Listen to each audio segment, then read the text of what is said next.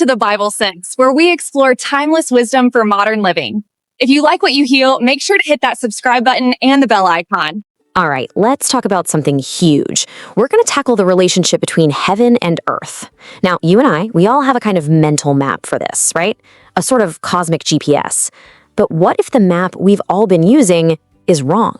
It might be time for a total redesign. So let's start with a really simple question, one you've probably asked since you were a kid. Where is heaven?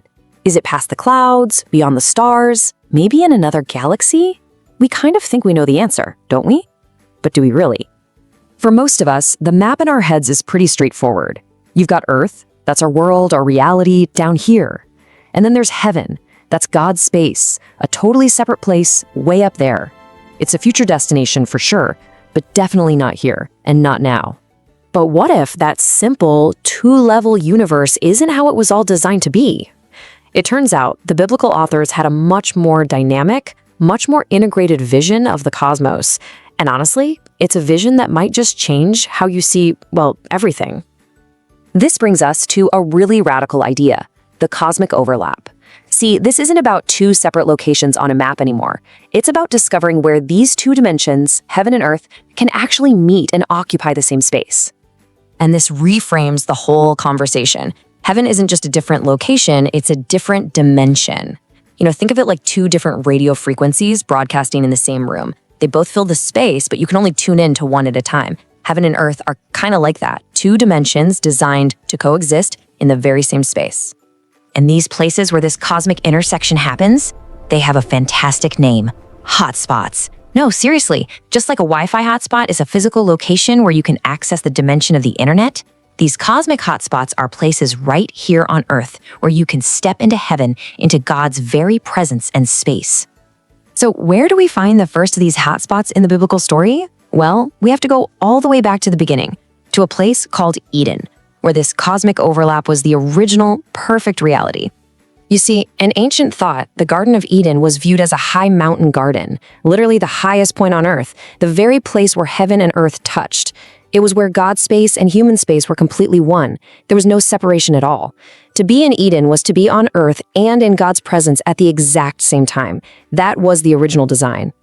But humanity lost access to that perfect union. So was that it? Was the connection just broken forever? Not at all. A new hotspot was designed, a kind of micro model of that original cosmic meeting place, the temple.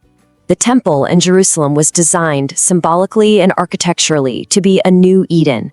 It was filled with garden imagery, and it was structured to be the place where heaven and earth could overlap once again. It was a new, concentrated hotspot, a specific physical address on earth where you could enter God's dimension, God's presence, and experience that divine human interaction all over again. And this pattern of hotspots of heaven and earth reconnecting, it just keeps building to this incredible climax.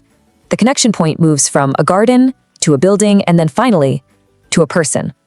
The ultimate connection is Jesus, where heaven and earth are completely united in human form.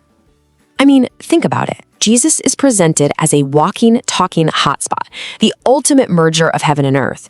He isn't just a messenger from God's space. He is God's space and our space, perfectly united in one person. To interact with him was to interact with that cosmic overlap in a living, breathing form. So you can see this amazing pattern unfolding across the whole story, right? It kicks off with Eden, the original union. Then it continues with the temple, which is a symbolic model. And it all culminates in Jesus, the human embodiment of the overlap itself. And that brings us all the way back to our cosmic map. The big takeaway here is that our old map was way too simple. Heaven isn't just some distant place up there. It's a dimension that has overlapped and is designed to overlap with our reality right here. The story isn't about us leaving Earth to go to heaven, but about heaven coming down to Earth. So, this leaves us with a final, massive question. If heaven isn't just a future destination, but a reality that can break into our world right now, what does that change? What does it mean for us to live as if our world is a potential hotspot for the divine? That's something to think about. Thanks for watching the Bible Sense channel, making Bible sense of the scriptures line upon line, precept upon precept. Like and subscribe for more.